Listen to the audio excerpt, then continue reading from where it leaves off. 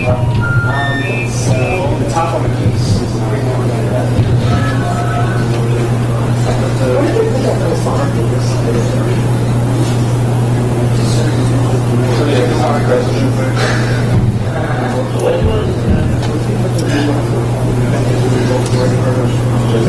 Good. We're going to have, it looks like, possibility this is going to happen. Fiber Optic is in prison. He's trying to reach us right now. It's very difficult when you're in prison to reach people, especially when you don't have reliable income phone service. So if that happens, we'll be breaking into him for like a late breaking news story. So we'll keep you posted on that, but that should happen sometime before midnight. We sure hope so. Right now, the European hackers are here, and it's a real privilege and a pleasure to welcome them to this country. I'll let them all introduce themselves and answer any questions you might have on European hacker publications, European hackers, all kinds of other things. Let's welcome them.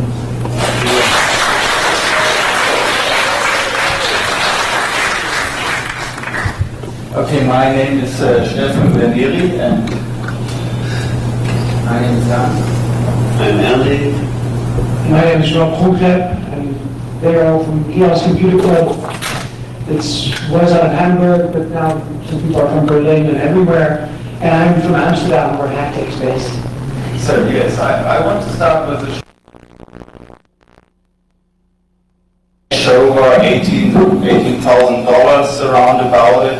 And it was given a great press activity. It was the end of the Orwell year, all newspapers looking for it, and the people didn't understand what we want, but at the next days the people running to the computer shops and buying modems and acoustic coupler, they all want to be a millionaire, and so the activity is going on. We have no law and order at that side. At that time, and there are three groups of hackers at this time in Germany. There are the technical interest people who wants to play with the computer, who wants to learn. It was a real adventure to go into the world without time slip. The other group was a group of people who want to build own networks for public use, for political use, to change databases with information against the government. And the third part of people was political people who thinks that we as hacker learning at the first what's happened in the world, and it's social property to give this information to other people so that we can all learn from that what's good is and what is bad. That was the best year of hacking. Social engineering time, so in this time you have to call if you want a password, you call the owner of the password, told him, oh, it's great destroying of data, and I have to give you a new password, so please send me your new password. Yes, okay, I put this into the list, but I wanted to recover the data, so can you send me your old password too? And then you use the old password going into the computer, put in the new password, and the legal user is going into the computer and change the new password to the old, and you can use the computer for free, long time, nobody knows it. So at this time too, a lot of people are hacking VAX systems, so VAX system is open technology, hackers like it. So they played a nice game in Tsukuba 1985. There are 30 hackers going into computer and drop out the other hackers, and the legal users too. And the user, the hacker who's the last into the system, have to win the game. In 1986, we built a group to write a paper for the German government for social working with computers for government. It was I got a research grant to do some study on how computers could be used socially acceptable in the work of the parliament, and how to improve on the working structures of the parliament by using computer networks. So in this same year, we make a public forum about computer viruses, the first public forum about computer viruses.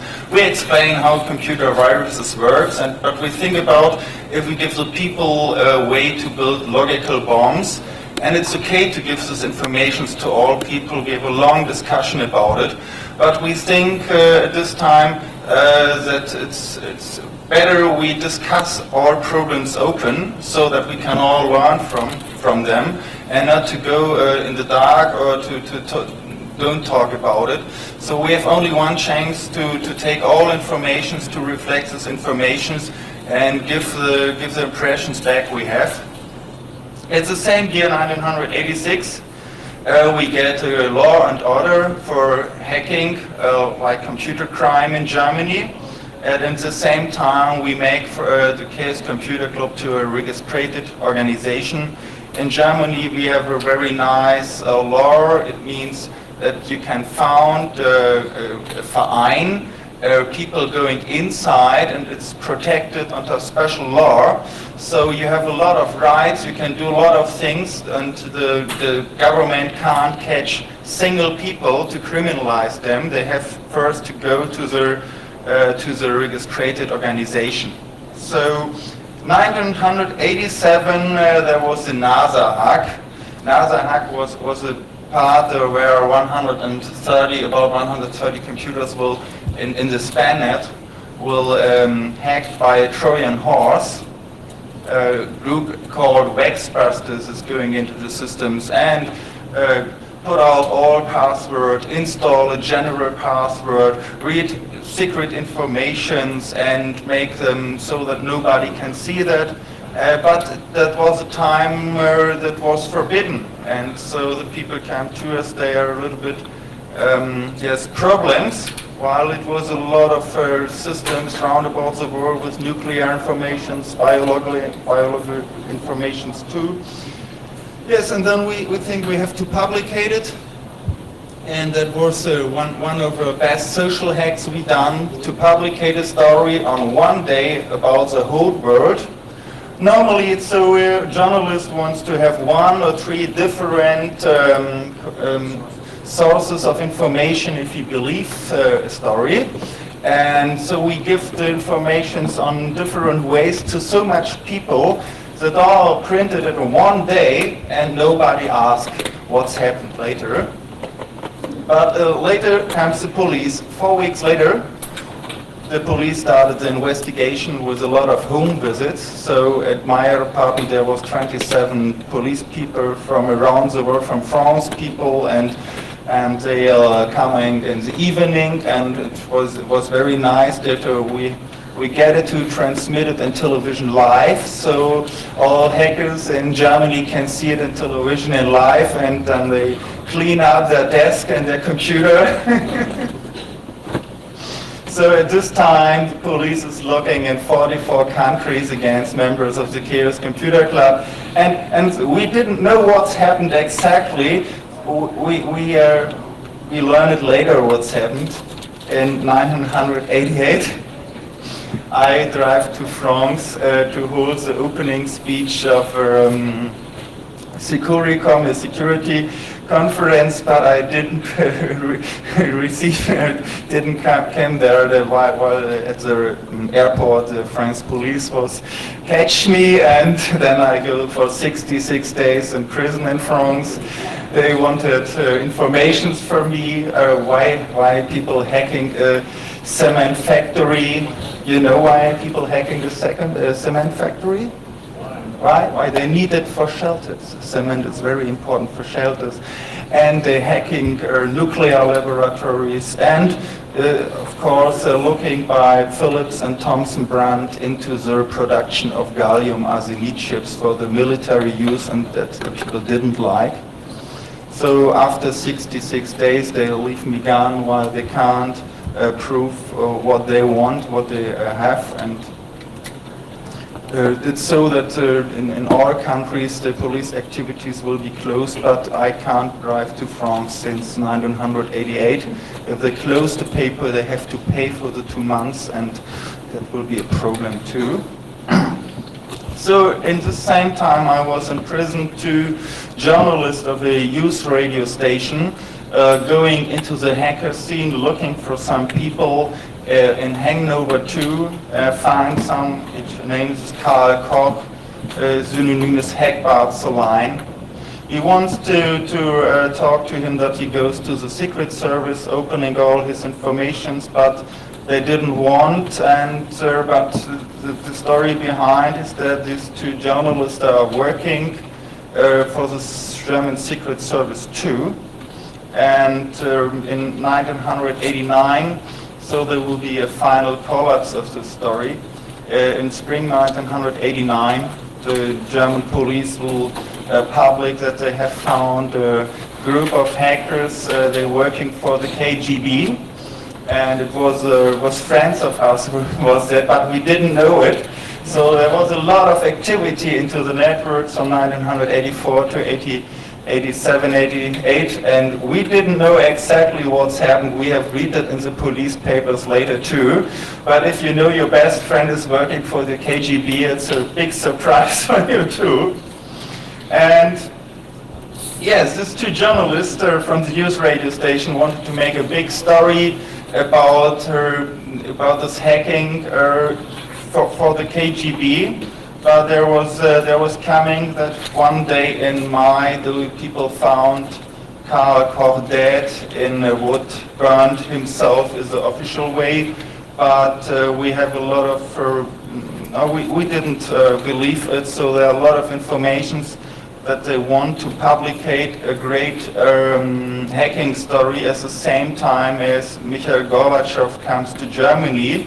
So the East Germans want to be free from the Russians and their own politics. We think so, I think so, I can't prove it, but there are a lot of background informations that's possible that this was a political attack, that the story was going under the table. So just before we have the problem that we get information that one of the members of the Chaos Computer Club was inspired by the German Secret Service too, and this gives a lot of paranoia into the Chaos Computer Club. Nobody trusts the other. It will be a great problem for us, so we need 5 years that we can work now, and today it's so that we have the trust problem too by somebody. It will change the whole work of Chaos Computer Club, while we have a lot of social problems after these attacks from secret services and after this, the death of Karl Koch. And okay, the story goes on. 1989, the German wall is falling down, and in the spring of 1990 we make the first Congress in East Berlin. Later, Germany was unified, and it's the same way the US police list to catch people was cleared up. So since 1990, it's possible that Chaos members can drive to New York or to US. It's the first time I tested out here, and you see it's no problem now to travel to New York. In 1991, it was not the same. The Chaos Computer Club was paralyzed by the police activities, by the social followings we have. And so first in 1992, we get the feeling back that we are a family, but we don't want to talk so in public about the things we do. The people hack, use, have fun, but don't want to give the information to public. It's very a little bit paranoid inside, and it has need time that we find the old way to work, that we discuss, open the programs, change informations, and we give informations to the press too.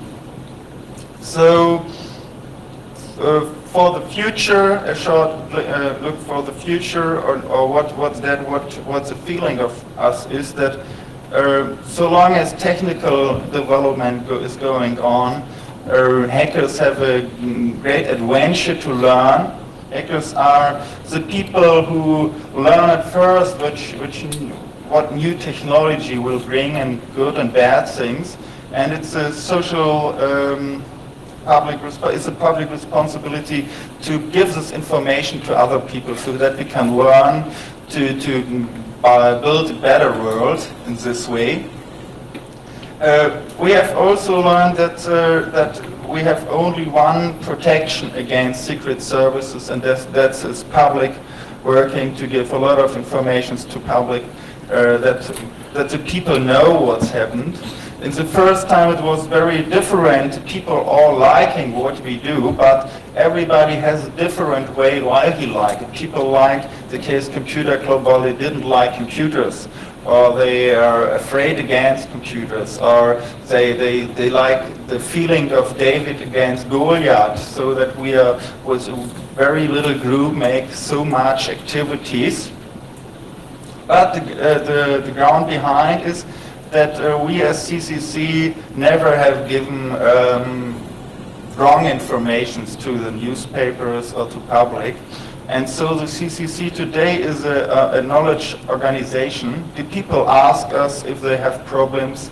So a lot of people coming to us who have consumer problems, the telephone bill is too high, they have problems with their credit card or the bank card or so. And if there is nobody who can help them, then they ask and calling the number of the Chaos Computer Clubs, who we are the last address for the social technical problems. And sometimes we can help, or we give a lawyer that they can help. So the last things I can say for me is I have seen here a lot of people who has into their brain a paranoia against secret services, and I think it's the wrong way. If you want to work in the dark, you lost the game before you start. You have to work public, and you have to give information to the public that the people know what's happened. So, and if you're going and every time you have the paranoia against secret services into your brain, you will be ill and crazy, forget it. It's not a very nice way to live. Okay, that's my part.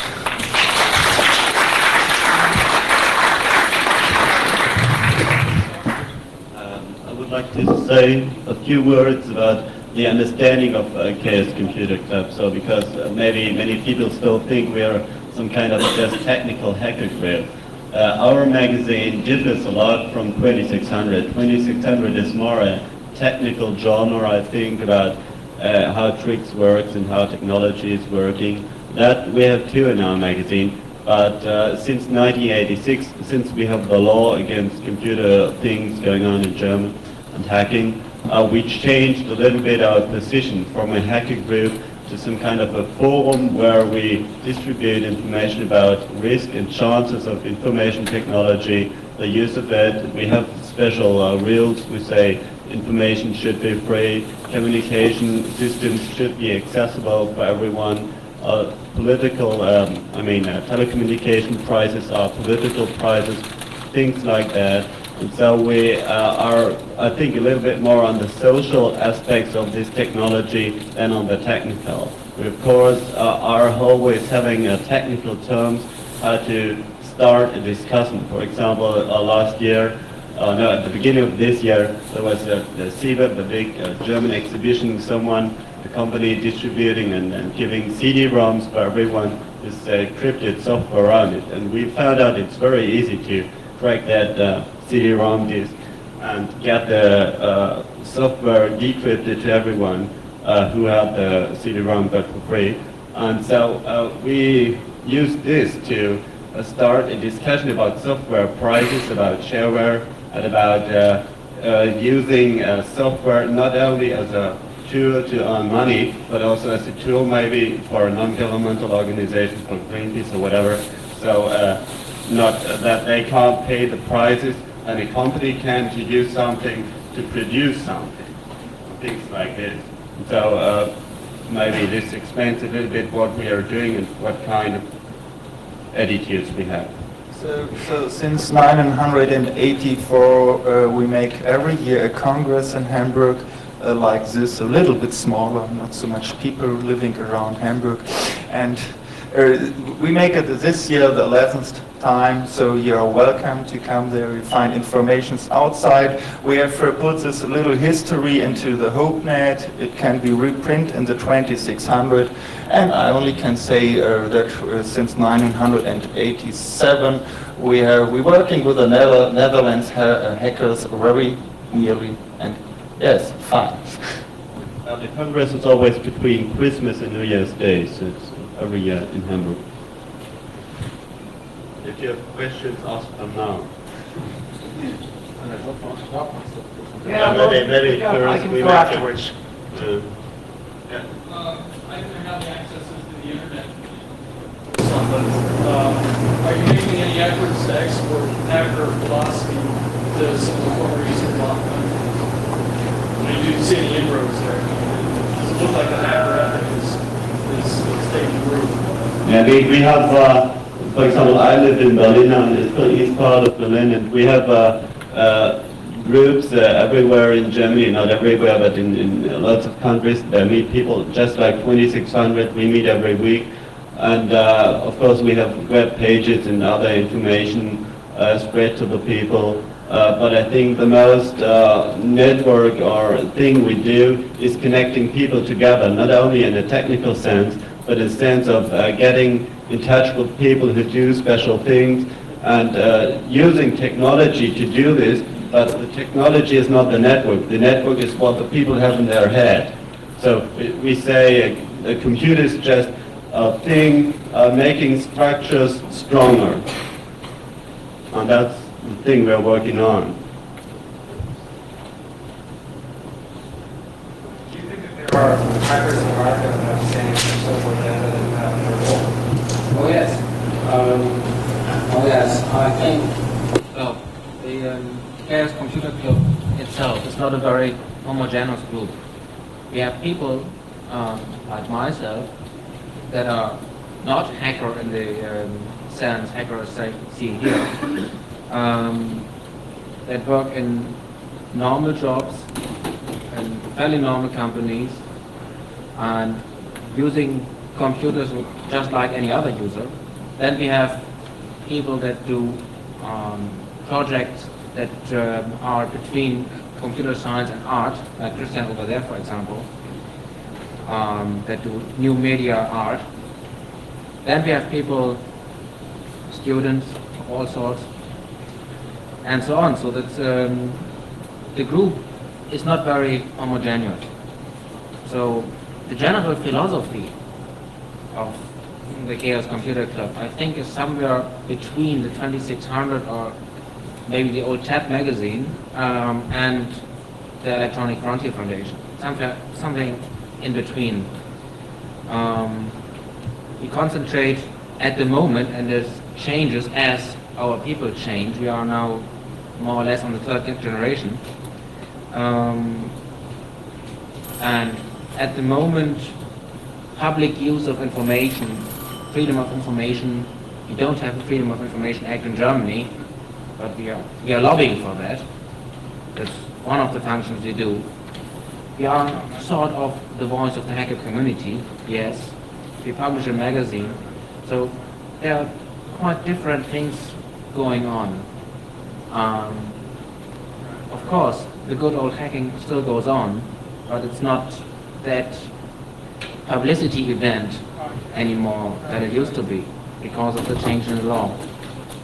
And as very recently, you could be very openly hacking in the Netherlands, for example, but also there now, just now, they got a law against it.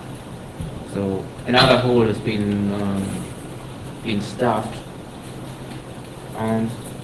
Not all of us are leftist. We have some leftists there, people there. We have some, well, mainstream people there. I'm personally fairly mainstream, and clearly. And I'm seeing you're taking notes. We have a short, very short, 3 pages list up of most people's stuff. Stephen said here before. So I have a few copies of this. We don't have to take everything down if you want. unfortunately, the printer is not working as it should, so we have only very few copies. Yes, please. Just to get the idea of hacker community size in Europe, how many members do you have on that? We have about 250 registered members and about 1,000 subscribers of our magazine. But this does not say a lot about how many people there are, because registered members does only mean they pay. It does not mean they really work at a club or whatever. I mean, 500 and 700 people, and that's so the ground group of the family.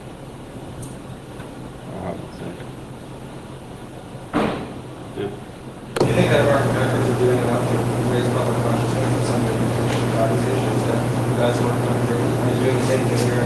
Are American hackers doing the same thing as I think maybe. We appreciate the effort for the ESF, which is, as far as I know, something in the same direction, raising public concern, but I think there could be more lobbying in this respect, yes.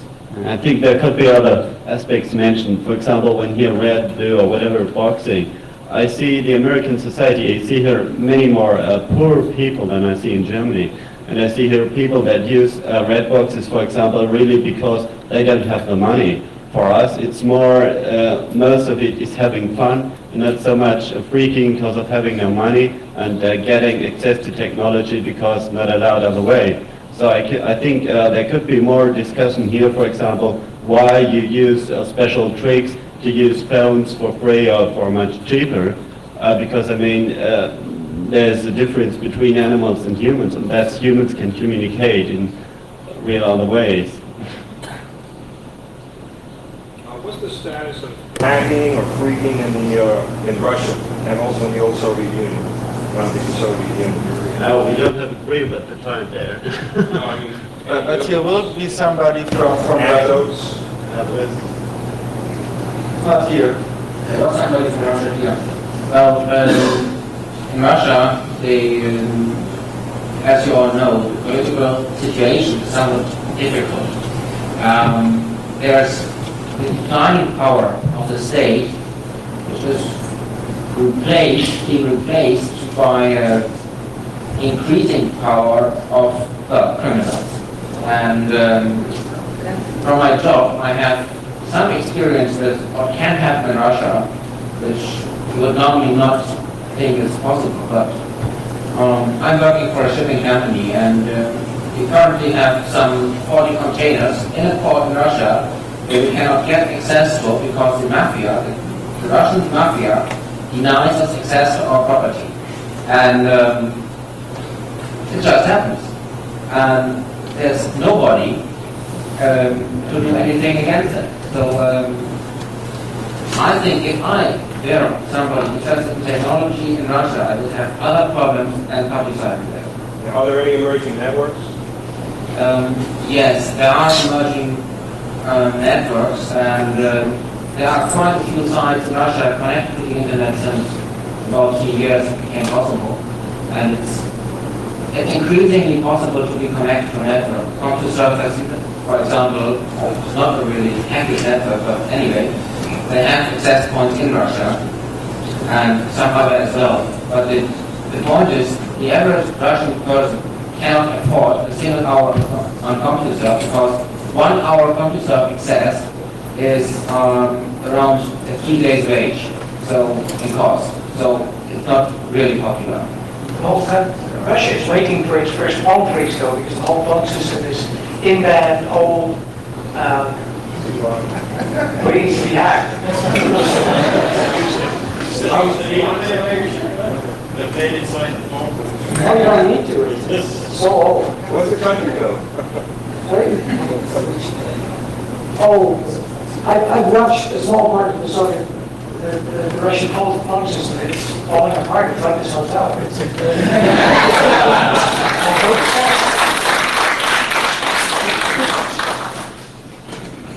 In fact, this hotel, the wiring in this hotel reminds me so much of Moscow. It's not even funny. But the Russian phone system is It's all step-by-step switches, wiring boxes on the street with the doors hanging off, rain coming into the switches. It's incredible.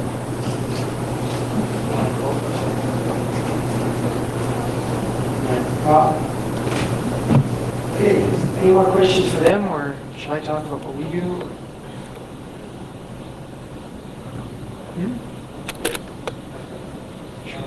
How is this conference different?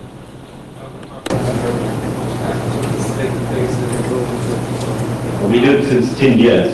And our first day, all computers are connected and are running. Everything works fine.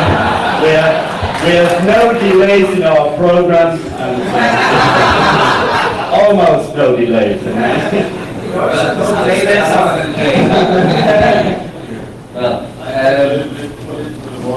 More people, they talk political and think political. It's here, it's not so much technical people, but we have a lot of technical people too.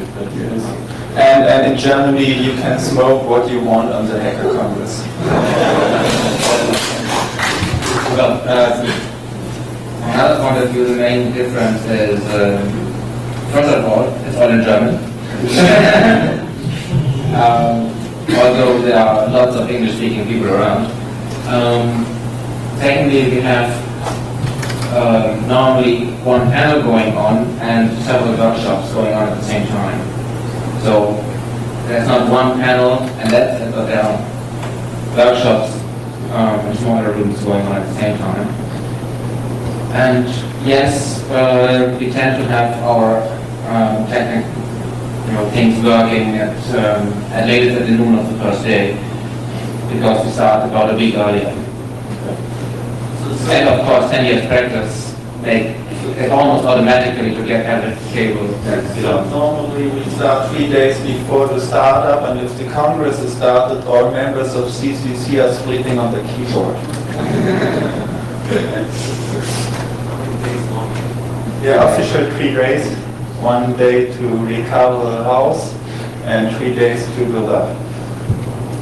We have 3 days of normal program and 2 days before and 1 day after to build and Sundays come on Christmas evening to start, so we talk the High Hacker Christmas too. Okay. I'll talk a little bit of Hactic and tell you folks what we are doing out in Amsterdam in Holland.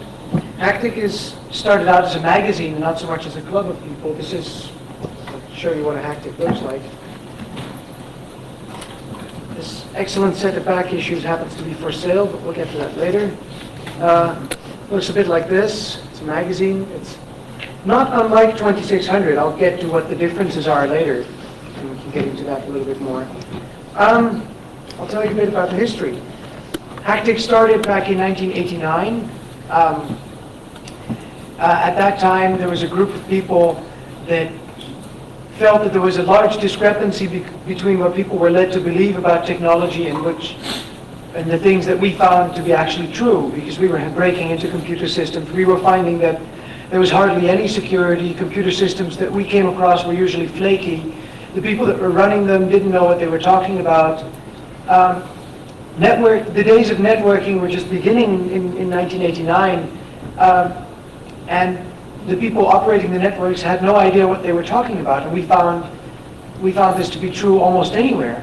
Yet people were led to believe that it was all functioning perfectly, and you couldn't turn on your TV, or some company was saying that they all had it down and it worked perfectly, and there was absolutely no problem whatsoever. And we saw a lot of problems. We saw problems of people not having access to this new technology, information not being shared with people that should have access to it. We saw problems of security, people having their data in computers and trusting these computers and these government agencies and hospitals and everything with their data when it was very possible for other people to break into it. And we also saw a subculture of people that understood the risks and was having fun breaking into computer systems and telling each other about these risks, and was really developing a real underground information network to share this information. We decided it would be a good idea if these people had their own magazine and their own voice, because a lot of hackers tend to be fairly paranoid for good reason. They are prosecuted in some countries, and they don't get jobs anymore once companies know that you're involved with this group of people. So hackers tend to be fairly paranoid, which makes it difficult for the press and for the public at large to get a coherent voice out of hackers, to get a coherent opinion out of them. So we decided it'd be a great idea to have a central point where all the information came together and publish a magazine from there. In 1989, we also hosted, together with Paradiso, a cultural center in Amsterdam, and also a music center, very well known. We hosted the Galactic Hacker Party.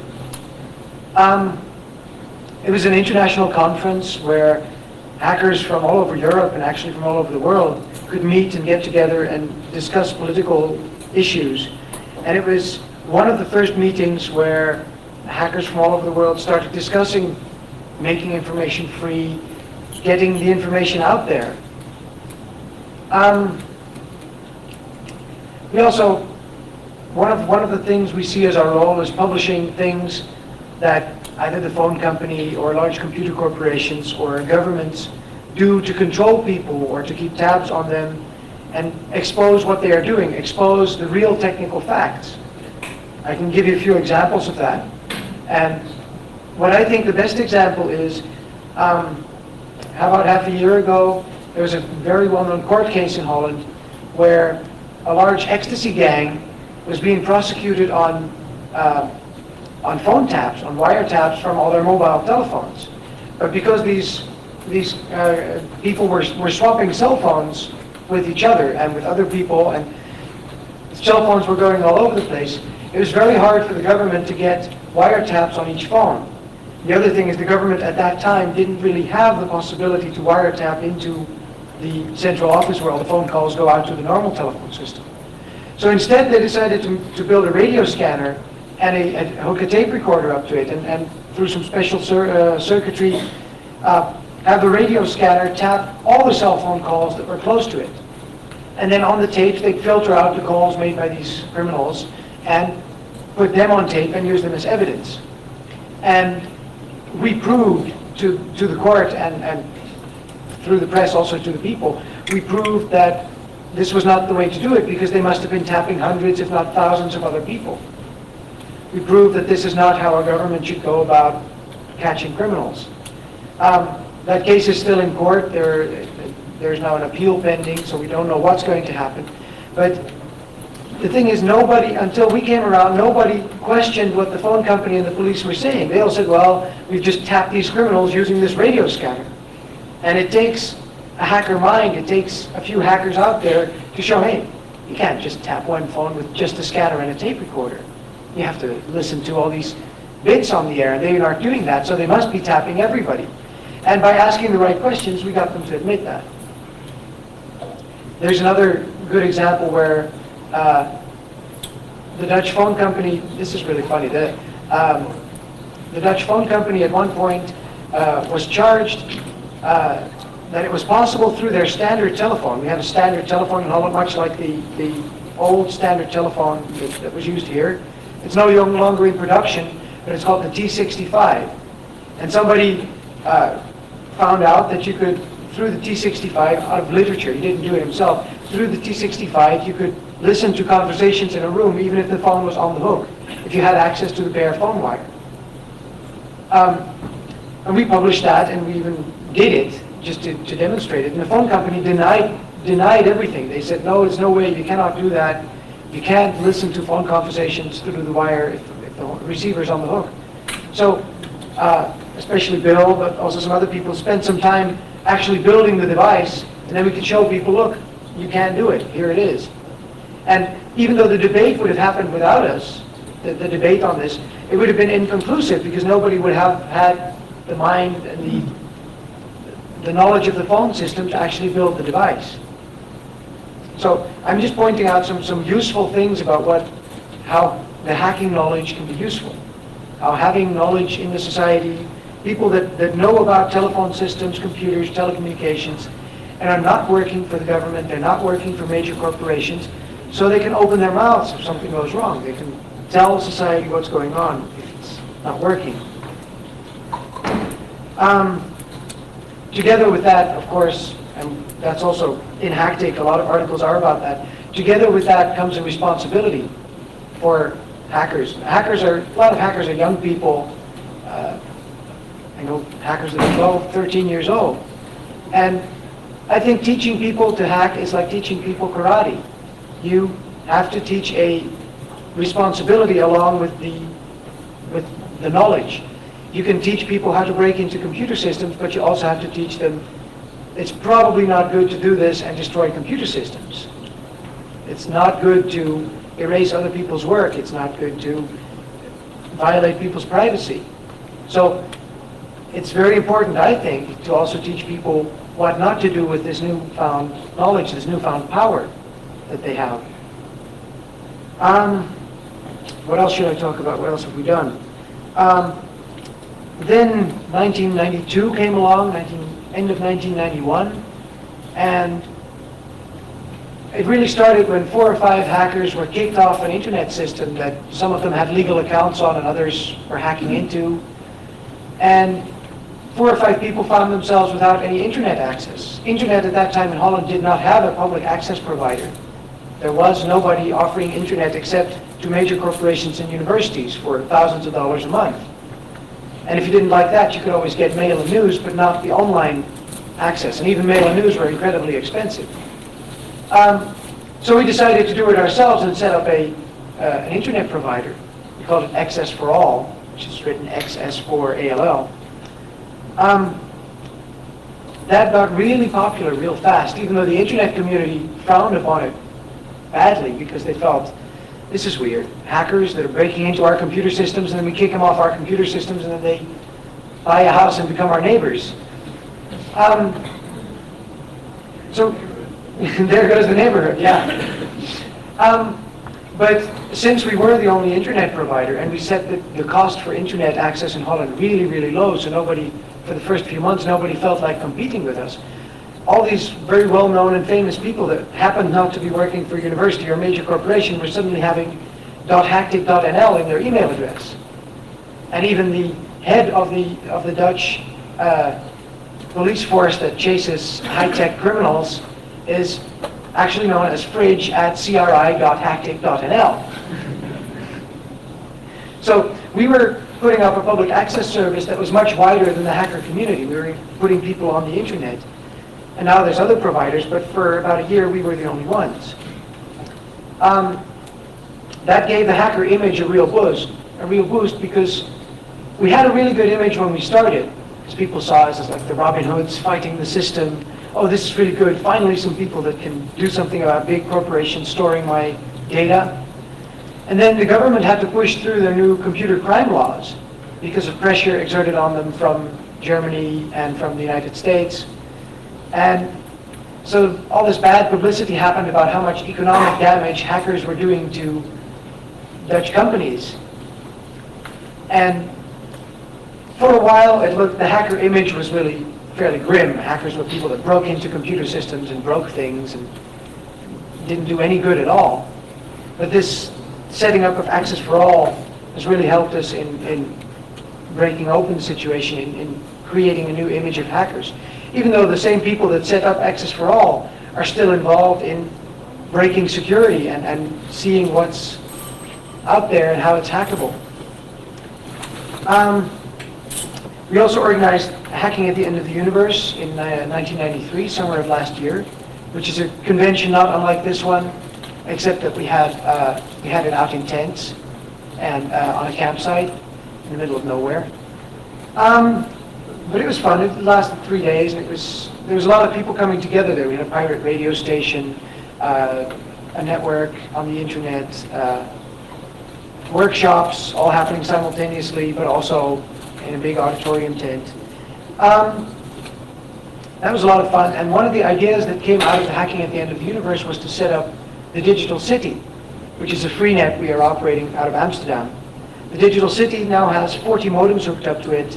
It's a Sun workstation, and it's running software that allows people to communicate with each other real easily. And we chose a city metaphor, so people can actually walk around streets and do things, meet each other. It is really a city. Sorry? It's still going. Its internet address is dds.hacktick.nl, and you can telnet to it. Most of it's in Dutch, though, although we're working on a bilingual version. Now,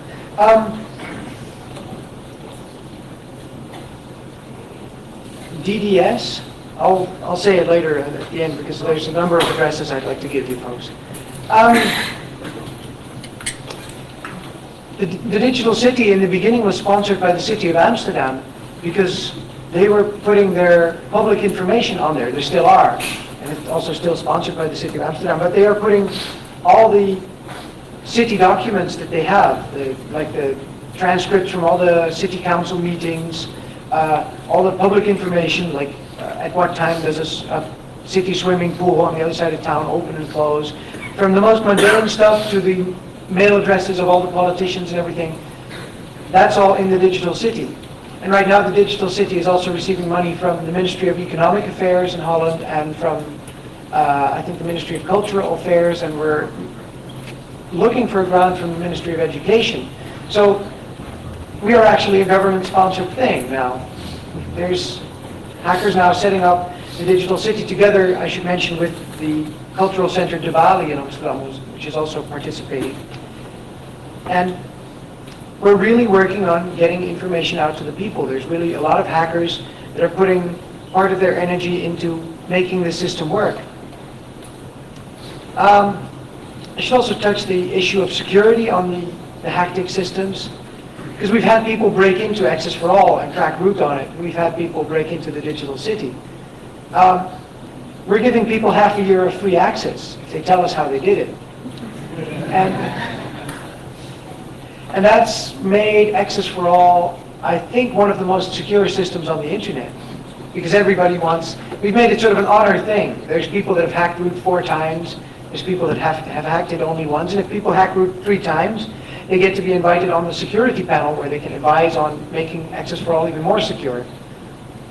So that's, even though we're setting up a really legitimate public access internet Unix site, we're still trying to prove to people that communicating with hackers and using their skills and knowledge to make the system more secure is a much more sensible approach than trying to send the FBI after them and not doing anything about your system security. But it's an ongoing battle. Unix will never be secure. Systems will never be secure. We'll see what happens. After that, the government tried to make cryptography in all forms illegal. We were really shocked by that. It came out of the blue. Because criminals are using cryptography, cryptography should be totally illegal, was the basic idea of the law. And instead of first pushing Clipper, they were trying to do what I would call a paper clipper. They were trying to get everybody to register their public keys with the government. So they'd have a clipper without having the actual hardware. They'd just have everybody's public key in a register somewhere, which is a really funny idea, and it's really crazy. And that has, of course, we were very much against it from the very beginning, but that was to be expected. But it's also triggered in Holland a movement of people that suddenly woke up and said, hey, this is not possible, that can be happening. And we've had some really good press, and there's now actually a movement of people against this type of law, working on understanding all these issues and impact of technology and impact of these new laws, a movement that is much wider than the hacker community has ever been. There you go.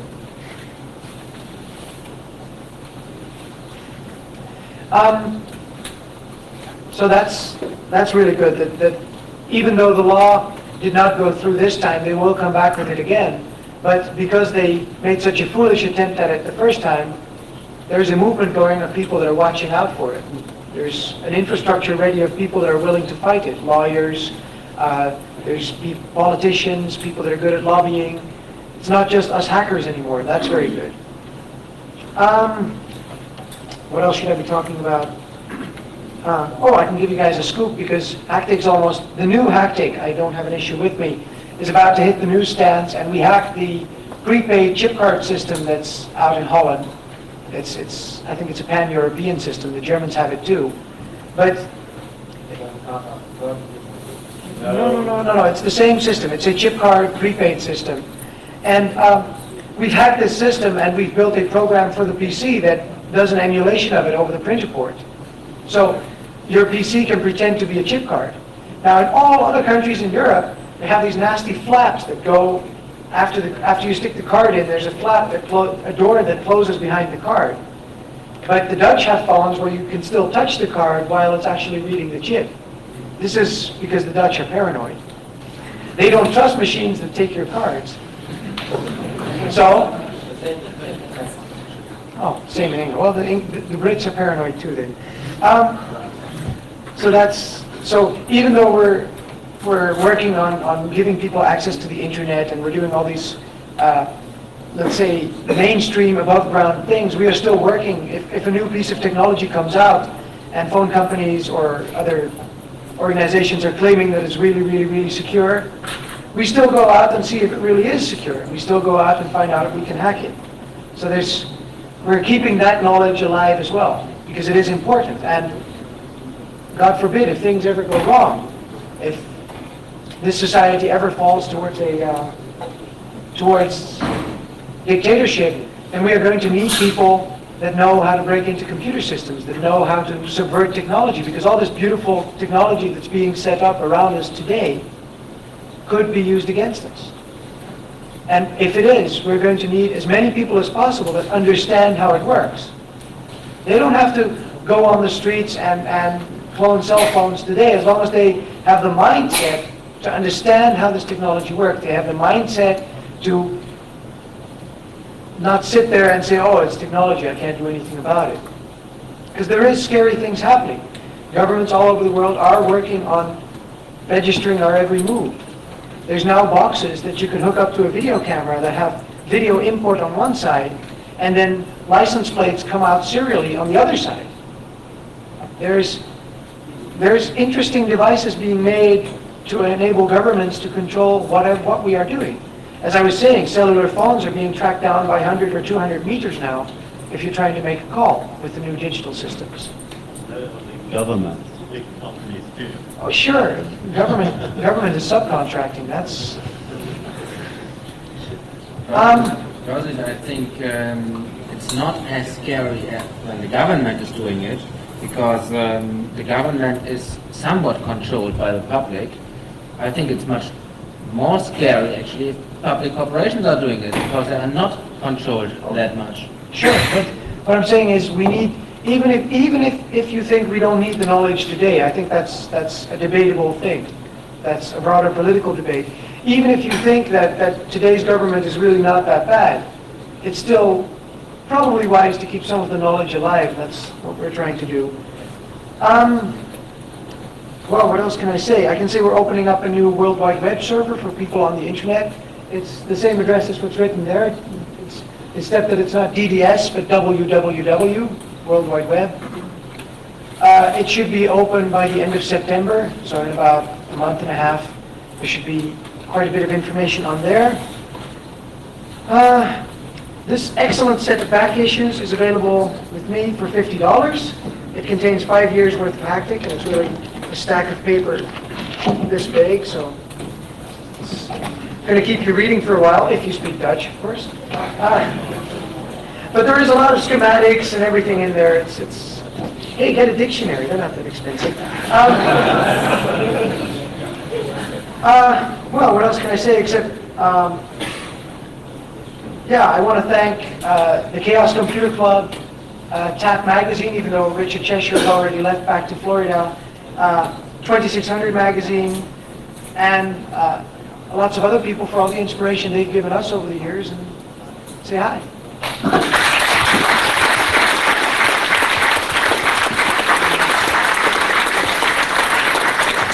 If there's any questions, just ask them. Tell us about the active functioning of other companies in Europe. Are they really tightly knit to each other, or are they quite separate? That's a tough one to call. France, I don't really understand. I don't really know what's going on there. because there's not really a coherent scene there. In England, everybody's just scared. In Denmark, there were some people doing calling card stuff, and there's a lot of people, through Scandinavia as a whole, there's kids doing calling card things and making phone calls to the States to update their bulletin boards, but I don't think there's much of a political hacker scene. There's some people in Spain and Italy there are, but I mean, okay, we have some kind of exchange. We send us our magazines and so on, and we meet at the congresses we make in Europe, the things, the HackerZN, the Universal Organized Communication Congress. There, most of the European people come, but mostly the things do there work just in Berlin. So. Well, there is some organization calling itself Chaos Computers of France. They're doing a magazine, supposedly. Unfortunately, we never got one. And so there is somebody, or there are some people using the same name as we do, and well, there's not a lot of contact going on, unfortunately. So I don't really know why. In Italy, there's a group of people called Decoder in Milan. They're working really hard on. I wouldn't say they're into hacking as much, but they are into the culture of new technology and the culture of new media, and they are into that angle of it. It's sort of an underground wired. There are 30 European hackers currently there. Like we have here in the States. I don't think there's anybody from what I would call the hacker. There's probably somebody in jail somewhere that has once and has been doing things that could be related to the hacker community. But not anybody, I know, on hacking charges. No. Chaos Computer Club, I was the only person who was in jail, but I know there will be one person who will make a lot of mistakes with calling card. They have a great chance to go in jail next time. He's not a hacker. Yes, he's not a hacker.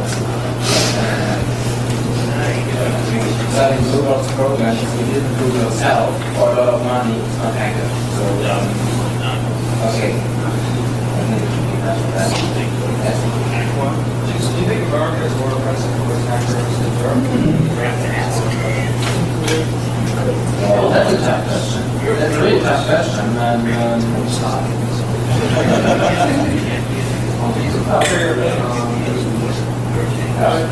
The sanctions are repressive on people exploring in general, it's not just hackers. You're not supposed to find out. You're not supposed to explore. That's the last question. There are two things here. As far as I know, the laws are more restricted here than they are in Germany or in the Netherlands. The Netherlands are a violently open society, really. On the other hand, there are some constitutional rights that are better in the States than over there in Europe. And the freedom of speech, for example, is granted no matter what in the United States. So that isn't in Europe. For example, so you see the backside of this, there's quite a lot of Nazi propaganda going into Germany, being sent out from the United States address, and there's nothing to do about it. But because Nazi propaganda is one of the very few things that are illegal in Germany and in respect to freedom of speech. And so there is a very live civil rights movement in the United States that's a bit more active than over in Europe. But it's a different question, really. It's very difficult to answer. Make it clear yes or no. really convey more things in Germany as in France, I know. Right. Yeah, France is a very centralistic culture, and so very bureaucratic state of mind. Photography is forbidden in France since last year. You're not allowed to script anything, any information transfer anywhere via a telephone line, which is not readable for the government. And this is much far than the discussion is here about the Clipper chip and the possibility to forbid all other cryptography than made with the Clipper chip. In France, it's reality. So, and there's even a discussion in the European Parliament to think about France ideas. It's real. The only people that need secrets are really criminals. I mean, other people don't need secrets. Maybe we should.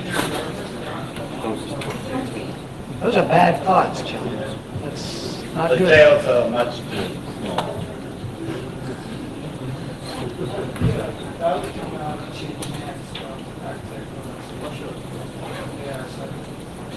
Oh, I don't think the dialer technology. In Holland, there's a new law enacted since 1993 that makes some specific things illegal, and one of the articles of this new law just about spells demon dialer. It doesn't say demon dialer, but it describes all the activities that Hactic's been doing with the demon dialer in explicit detail. So we decided it would probably not be a good idea to go on with the demon dialer and do other things that would piss them off just as bad, even though they weren't in the law yet. Maybe I should explain what the demon dialer is. I can maybe show one. This is a demon dialer. It's on? That's C5.